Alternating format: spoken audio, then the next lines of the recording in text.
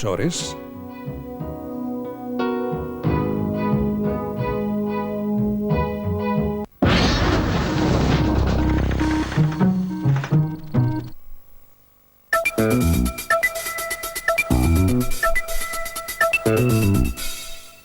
Buenas noches. Los armadores gallegos se encuentran reunidos en estos momentos en Vigo para decidir una respuesta al acuerdo sobre la pesca del fletán firmado entre la Unión Europea y Canadá, un convenio que consideran como el acta de defunción de la flota de altura de Galicia.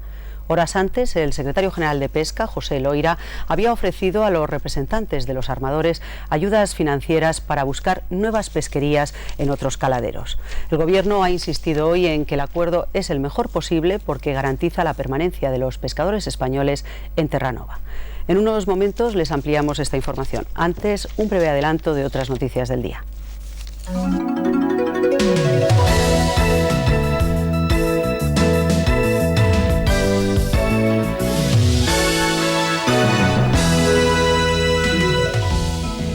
Veinte pesqueros españoles continúan faenando en aguas de Terranova bajo la protección de 2 patrulleras. La tensión ha disminuido en la zona. 149 personas han perdido la vida durante la operación Semana Santa que finaliza esta noche. Tráfico atribuye el aumento de accidentes a un mayor número de desplazamientos. Occidente defiende la prórroga del Tratado de No Proliferación Nuclear frente a algunos países del tercer mundo que disponen de medios para fabricar bombas atómicas. España gana a Japón por 2-1 y se asegura el primer puesto de su grupo en los Mundiales Sub-20 de fútbol. Antonio Gades regresa a los escenarios después de 3 años de ausencia. El bailarín estrena en Sevilla su versión de Fuente Ovejuna. En Galicia, la oposición al acuerdo pesquero con Canadá es unánime. Esta tarde, una sesión especial del Parlamento gallego ha aprobado una resolución de todos los grupos en contra del acuerdo. Y una asamblea de armadores ha rechazado el recorte de cuotas y otros puntos de ese mismo acuerdo. Mañana hay prevista una reunión del Consejo Económico y Social de Vigo donde se estudiarán medidas de protesta. Los armadores gallegos calculan que los congeladores tendrán que volver de Terranova en 2 meses y se perderán 8.000 empleos. En Galicia la indignación es unánime.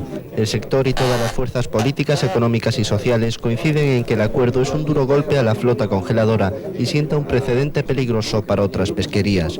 Los armadores se han reunido esta tarde para valorarlo y mañana se decidirán movilizaciones. Ya un acuerdo significa que las 2 partes se benefician y en este caso pues que nos expliquen que es la Unión Europea y en este caso la flota gallega el beneficio que produce.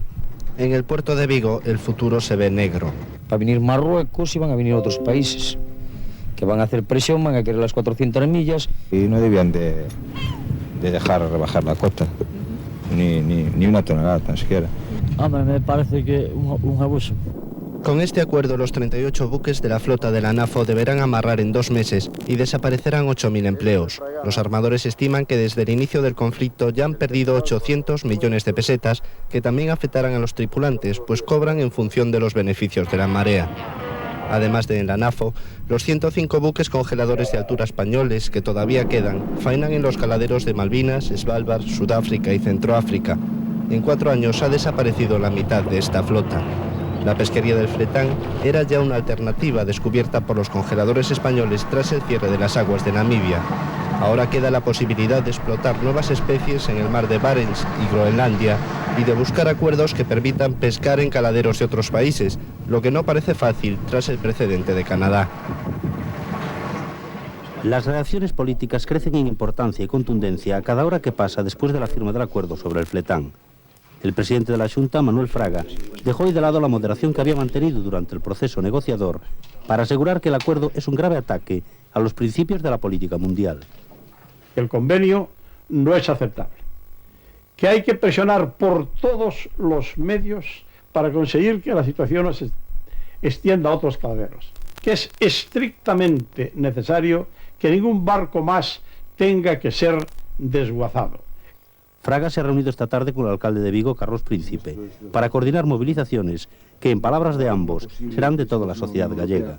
El Consejo Económico y Social de Vigo ya había expresado su frontal oposición este mediodía. Yo no voy a reducir la capacidad extractiva de la flota. Es un error estratégico grave para España, para Galicia y para mí.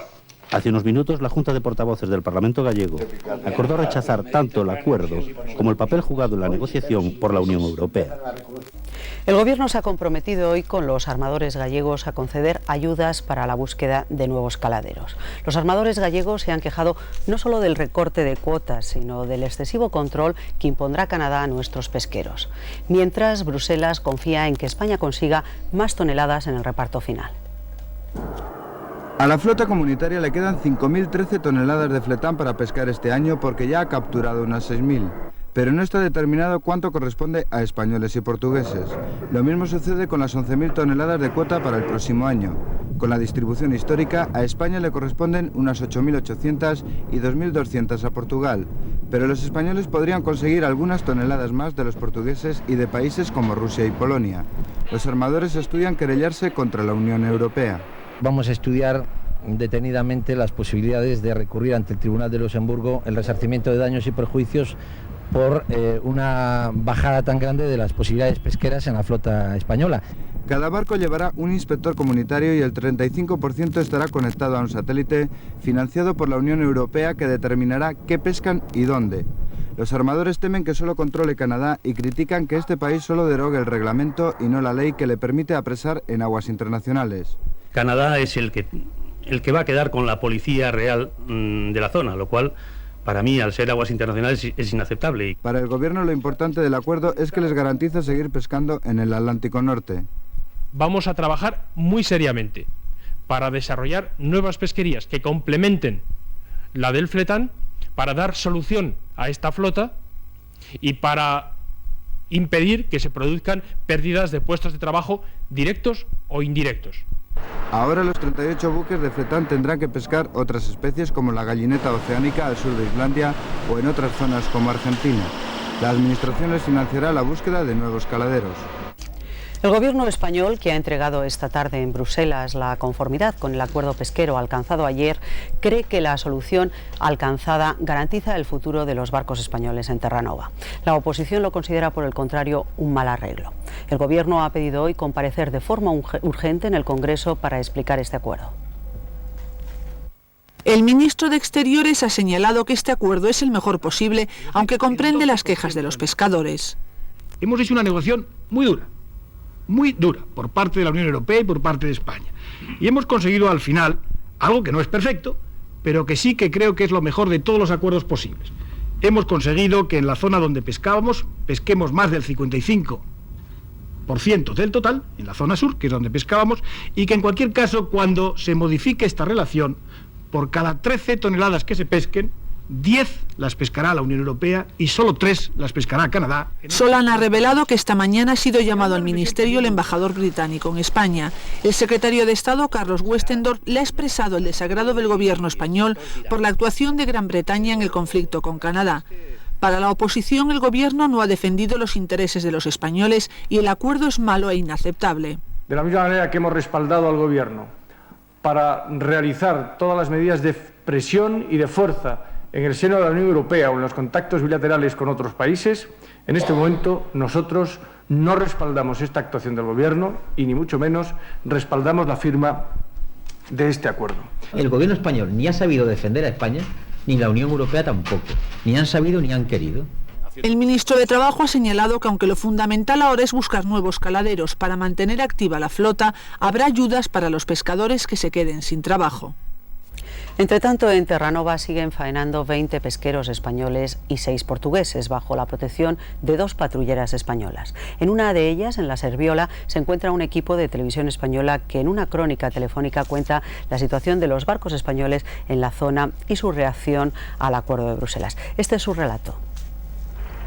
Los barcos comunitarios, 20 españoles y 6 portugueses, faenan hoy con normalidad en Terranova, después del acuerdo alcanzado el sábado entre la Unión Europea y Canadá.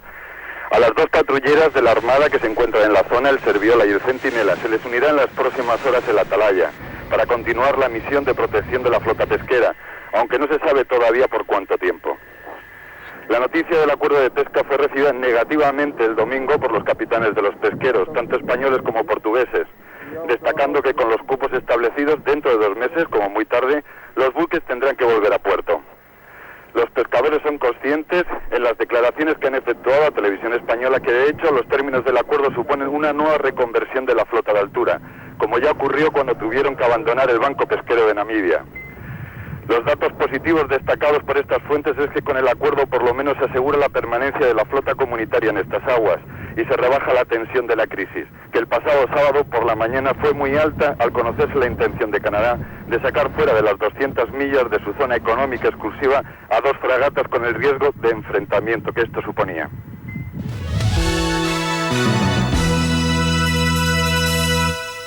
Después de la Semana Santa y con la partida de los turistas, las restricciones de agua han vuelto a endurecerse en algunas ciudades andaluzas. Hoy el ministro José Borrell ha visitado varias obras de infraestructuras en la provincia de Málaga, la más afectada por la sequía, junto con Cádiz. Esta tarde se ha reunido con los alcaldes de la comarca de la Sierra de las Nieves, que se oponen a que en esa zona se realicen prospecciones de agua. Los 11 alcaldes de la malagueña Sierra de las Nieves se oponen a que en sus municipios se realicen prospecciones de agua porque en su opinión perjudicaría a la zona propuesta como reserva de la biosfera por la Junta de Andalucía. Vamos a darles todas las garantías de que no se iniciarán explotaciones de los acuíferos antes de haber efectuado unos análisis que permitan calibrar el impacto ambiental de esta explotación, que se hará con todas las garantías, si se llega a hacer. Los acuíferos de la Sierra de las Nieves abastecerían, si llegan a utilizarse, a las poblaciones de la Costa del Sol. Esta es la presa de la Viñuela, en la parte oriental de la provincia de Málaga. Desde aquí, en verano, se abastecerá agua a Málaga capital, pero antes se tienen que instalar 28 kilómetros de tuberías para facilitar el suministro. Su coste, más de 2.000 millones de pesetas. Además, Borrell ha dicho que en los puertos de Cádiz y Málaga se van a realizar obras por si es necesario instalar buques desde lo que se bombee agua a la ciudad. Pero es un sistema muy costoso que solo se utilizaría en casos de extrema urgencia. Durante la Semana Santa los cortes de suministro se redujeron algunas horas, pero hoy las restricciones han vuelto a ser las mismas. En Málaga 12 horas diarias y en Estepona y Marbella 16. En Cádiz 10 horas. En esta provincia 750.000 habitantes soportan cortes de suministro desde hace ya 3 años. Granada se queda sin agua durante 9 horas y media al día y Jaén durante 7. La delincuencia ha disminuido en 1994, una tendencia que viene produciéndose desde hace 4 años. El descenso es especialmente apreciable en delitos contra la propiedad. Sin embargo, los más graves, como los homicidios y las violaciones, han experimentado un aumento. Durante el pasado año se cometieron en nuestro país 900.000 delitos, a razón de 1 cada 35 segundos. La cifra total supone un 4% menos que en el año anterior y confirma la tendencia a la baja que registra la delincuencia en nuestro país desde 1991. Para el año actual, Interior espera que la reducción de la delincuencia sea aún mayor, con el plan de seguridad puesto en marcha en las grandes ciudades y que ha supuesto mayor presencia policial en las calles. Durante los primeros meses de su aplicación, los delitos han disminuido un 13% en Madrid y un 11% en Barcelona. Por lo que se refiere al año 94, el descenso más significativo se ha producido en los delitos contra la propiedad, especialmente en los atracos y los robos de coches, que por primera vez han bajado de los 100.000. Por el contrario, han aumentado los homicidios, un 6%, y las violaciones, un 2%. Callar no es la solución. Más de 3.000 mujeres lo entendieron así el pasado año y denunciaron haber sido violadas. Es seguramente un 33% de las violaciones cometidas realmente, pero también una cifra impensable hace 6 años, cuando solo se denunciaba un 2%. Según los especialistas, en España no han aumentado las violaciones, sino las denuncias. Las mujeres, primero, tienen muchos más medios, la ley las ampara, tienen una policía que las ayuda. Evidentemente la mujer ha evolucionado, hay mucha más libertad. Un 60% de las mujeres violadas evita tener relaciones sexuales durante al menos 6 meses después del asalto. Es uno de los muchos traumas que vienen tras la agresión. Hasta ahora las organizaciones no gubernamentales daban la primera asistencia jurídica y psíquica. Pero la Ley de Ayudas a Víctimas de Delitos Violentos quiere ser una razón más para que la víctima denuncie. Pero también la mujer no solamente pues que vea que estamos nosotros como ONGs, sino también pues bueno que se apoye, que vea que bueno que el Estado, la administración pues bueno no le deja de lado y tiene ahí una ayuda. Es decir, alrededor del 75% de las denuncias por violación llegan a ser resueltas por la policía. Varios testigos declararán protegidos por el anonimato en el juicio contra 7 miembros de los Grapo, iniciado hoy en la Audiencia Nacional. Así lo ha acordado el tribunal ante las amenazas de muerte que recibieron por carta esos testigos. Los 4 procesados que han declarado esta mañana han negado que esas misivas fueran enviadas por la organización terrorista. Vecinos de la madrileña calle Coslada, donde fueron detenidos algunos de los acusados, pidieron declarar bajo el anonimato al haber recibido amenazas de muerte. Testificarán tras una puerta y ni el público ni los acusados podrán conocer su identidad, según la decisión adoptada por el tribunal frente a los intentos de las defensas para que esta medida fuera anulada. De los 7 inculpados, 4 han declarado esta mañana y han reconocido su pertenencia a los Grapo. Laureano Ortega ha admitido además su participación en el atentado con explosivo contra una factoría de Repsol en Tarragona, pero negó su intervención en el intento de secuestro de un empresario en Madrid que no llegó a cometerse al ser detenidos los terroristas. Hechos por los que son juzgados los 7 miembros de los Grapo, para los que el fiscal pide más de 200 años de prisión. El fiscal ha retirado la acusación de pertenencia a banda armada respecto a 4 de los acusados porque ya fueron condenados por este delito. El exsecretario de Estado para la Seguridad, Rafael Vera, ha abandonado hoy por primera vez la cárcel de Alcalá Meco, donde ingresó el pasado 16 de febrero para prestar declaración en los juzgados de la Plaza de Castilla. El juez le ha requerido en relación con una demanda que él mismo interpuso contra el diario El Mundo, que entre otras cosas aseguró que su patrimonio había aumentado en 800 millones de pesetas durante su paso por Interior. Durante su comparecencia, Vera ha negado estas acusaciones y ha pedido una indemnización de 100 millones de pesetas que dedicaría a obras de caridad. Entre tanto, otra juez, María Tardón, a quien la Audiencia Provincial de Madrid atribuyó la investigación de los papeles de extradición de Luis Roldán, ha solicitado hoy oficialmente a Baltasar Garzón que abandone las diligencias sobre ese mismo asunto y se inhiba a su favor. El presidente del Gobierno, Felipe González, se ha comprometido hoy ante diversos representantes de organizaciones de inmigrantes a presentar un proyecto de reforma del Reglamento de Extranjería en el plazo de 2 meses. La reforma se plantea ampliar de 3 a 5 años la duración de los permisos de trabajo y la agilización de los trámites para la reagrupación familiar.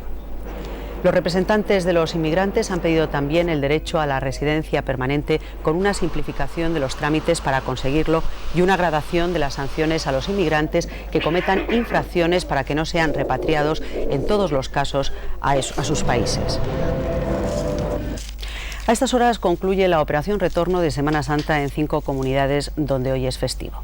En Cataluña es donde se prevén mayores complicaciones de tráfico. Sobre la situación en estos momentos en las carreteras catalanas nos informa Francesca Puig. Francesca, buenas noches.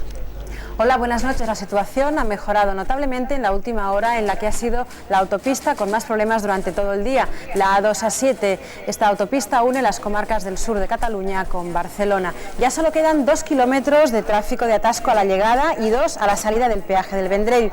También en la Costa Dorada y en dirección hacia Barcelona, en Cambrils, 4 kilómetros de tráfico intenso en la N340. Si bien durante el día ha habido otros puntos conflictivos, han desaparecido ya. También, y como se aprecia en estas imágenes, el acceso a la ciudad de Barcelona sigue siendo escalonado y sin problemas para los conductores. La noticia en Cataluña es que, a diferencia del resto de España, aquí no ha habido que lamentar tantas víctimas como en retornos de la Semana Santa en otros años. En Cataluña son 5 las personas fallecidas en accidente de tráfico. Desde Barcelona esto es todo. Francesca, y buenas noches. En el resto de las comunidades en la que hoy es festivo, la circulación empieza a ser fluida a esta hora, después de una tarde con muchos puntos de tráfico lento y retenciones, sobre todo en la Comunidad Valenciana. A poco más de 2 horas para que finalice la operación salida de Semana Santa, la cifra total de víctimas mortales en las carreteras se eleva a 149 personas, 31 más que el año pasado. Un aumento que la Dirección General de Tráfico achaca al mayor número de desplazamientos. A lo largo de la tarde, los puntos de la red de mayor circulación han sido la Nacional 430, a su paso por Almansa, la entrada a Madrid por la Nacional 5, cerca de Móstoles, y la Nacional 3 en Minglanilla, en Cuenca. En la Comunidad Valenciana, durante toda la jornada ha habido tráfico lento en la Nacional 3, en la A7 a la altura de Silla y en la Nacional 332 en Oliva. En todos los casos, la intensidad de la circulación tiende ya a remitir. Al principio de Requena hasta Requena, pero luego ya nada, luego la coge la autovía y ya nada, ningún problema. Nada, sin ningún problema. recto y para adelante. El número de víctimas no ha parado de crecer. Desde el inicio de la operación Semana Santa y hasta las 20 horas de hoy se han contabilizado 149 muertos, 31 más que el año pasado. En este año se ha producido un incremento muy importante en el número de desplazamientos, probablemente más de un 30% con relación al año anterior. Este ha sido uno de los últimos accidentes mortales. Ha tenido lugar en las proximidades de Salamanca al colisionar dos turismos. Entre las víctimas mortales se encuentra el presidente del Partido Popular en Girona y candidato a la alcaldía de esta ciudad, Josep María Prat, que resultó arrollado cuando circulaba en motocicleta.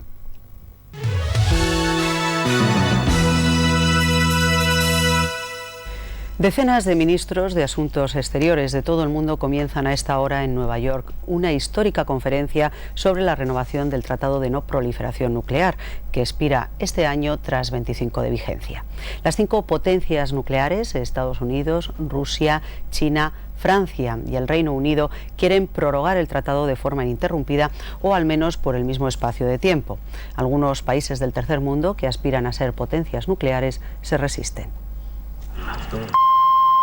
Cumplidos 25 años del Tratado de No Proliferación Nuclear, ha llegado el momento de su revisión. Mientras el club nuclear de las 5 potencias antes mencionadas presiona por la prolongación indefinida del tratado, un gran número de países en vías de desarrollo se inclina por una renovación limitada del mismo. Su argumento es claro. Las 5 potencias nucleares, las mismas que controlan el Consejo de Seguridad de Naciones Unidas, no han cumplido sus promesas y quieren que negocien el desarme atómico total y el fin de las pruebas nucleares subterráneas. Dichos países denuncian además el hecho de habérseles prohibido la posibilidad de explorar el armamento nuclear.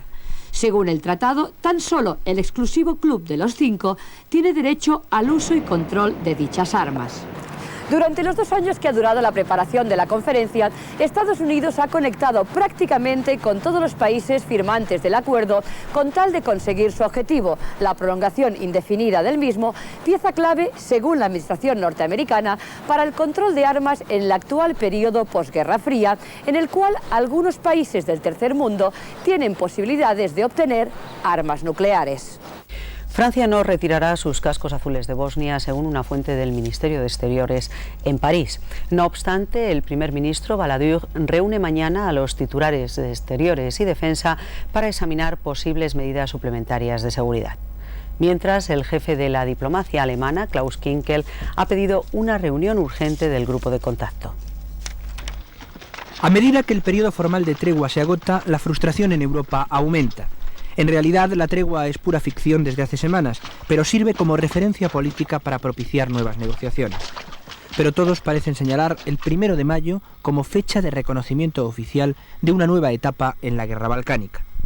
El grupo de contacto sigue confiando en que Milosevic, el presidente serbio, gane la partida a los serbios radicales de Bosnia e imponga una solución diplomática que permita a su país librarse de las sanciones económicas. De momento, sin embargo, desde territorio bosnio controlado por las milicias serbias, solo llegan frases amenazantes y desafiantes. Si no hay nuevas negociaciones, dice el líder serbio Karadzic, reorganizaremos nuestro ejército para conseguir la victoria total sobre nuestros enemigos. La muerte de 2 cascos azules franceses la semana pasada ha abonado el pesimismo. En París, públicamente, no se descarta la retirada, según palabras del propio ministro de Defensa, Léotard, pero en privado se reconoce que tal decisión no sería ni compartida ni siquiera entendida por los aliados y confirmaría escandalosamente el fracaso europeo en Bosnia. Estado de máxima alerta en Cisjordania. Además del cierre de los territorios palestinos, Israel ha decretado el toque de queda en Hebrón, donde ayer el ejército y miembros del Mossad dieron muerte a 3 activistas de Hamás.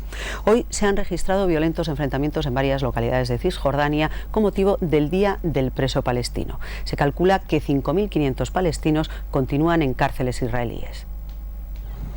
Los soldados han golpeado a los manifestantes, incluso a varias mujeres que exigían la puesta en libertad de todos los prisioneros palestinos. Al menos 13 han sido detenidos, entre ellos algunos dirigentes de la OLP. En las protestas también se han alzado voces que exigían la libertad para los miembros de grupos islámicos detenidos por la autoridad palestina. Los habitantes de Hebrón han secundado una jornada de huelga general en protesta por la muerte ayer de los 3 militantes de Hamás a manos del ejército y agentes de los servicios secretos israelíes. Todos los accesos a la ciudad permanecen cerrados para permitir los festejos judíos de la Pascua. Centenares de colonos han celebrado esta festividad en la Cueva de los Patriarcas, abierta estos días únicamente para ellos. En medio de este clima de violencia, el primer ministro israelí Isaac Rabin anunció ayer que permitiría la creación de un Estado palestino en Gaza si renunciaban a Cisjordania. La propuesta ha sido rechazada. Arafat ha exigido el cumplimiento de los acuerdos de Oslo. Las autoridades filipinas han encontrado asesinadas a 14 personas tomadas como rehenes días atrás por un grupo guerrillero musulmán. Estas 14 personas fueron secuestradas durante el ataque que los guerrilleros lanzaron contra una ciudad mayoritariamente cristiana. Fueron capturados para dificultar la persecución que el ejército emprendió contra los guerrilleros y, según una persona que consiguió escapar, fueron ejecutados porque no podían seguir el ritmo de la escapada. Los responsables de la matanza son un grupo radical escindido del Frente Moro de Liberación Nacional. Los 307 pasajeros del ferry Saint-Malo, que hacía la travesía entre la Bretaña francesa y las islas del Canal de la Mancha, han tenido que ser evacuados al abrirse un agujero en el casco del barco y comenzar a hacer agua. El accidente ha ocurrido esta mañana cerca de la isla de Jersey. Los viajeros han sido trasladados a otros ferries que hacían la misma ruta y a varias lanchas salvavidas. Todos han sido conducidos al puerto de St. Helen, que en la isla de Jersey. La mayoría eran turistas que regresaban de pasar unos días en las costas francesas.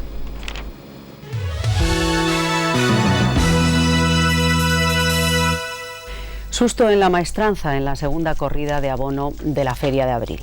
El diestro gaditano José Luis Parada ha resultado cogido por el cuarto toro de la tarde. La cornada en el muslo derecho ha sido muy espectacular debido a una fuerte hemorragia, pero según las primeras informaciones es menos grave de lo que parecía en principio. A pesar de la herida, Parada ha conseguido rematar la faena, que le ha sido premiada con una oreja.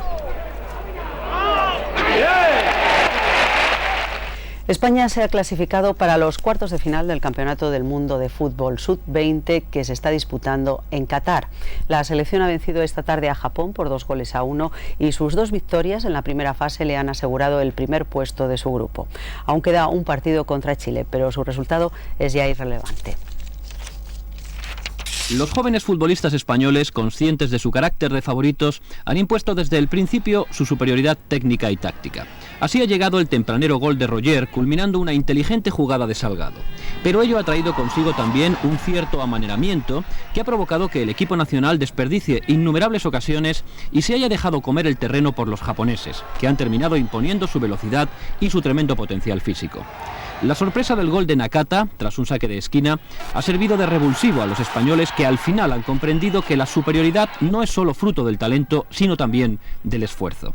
Raúl, la figura del equipo, ha aparecido cuando más se le necesitaba marcando el gol de la victoria. Y el capitán, López Vallejo, lo ha hecho para asegurar el resultado atajando un par de remates japoneses a bocajarro.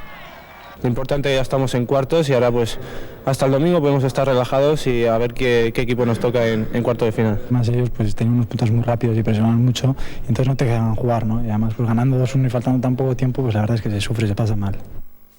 El Elorriaga Bidasoa ha ganado el partido de ida de la final de la Copa de Europa de balonmano al Badel de Zagreb por 30-20. El equipo de Irún ha tenido problemas en la primera mitad cuando los croatas fueron durante muchos minutos por delante en el marcador.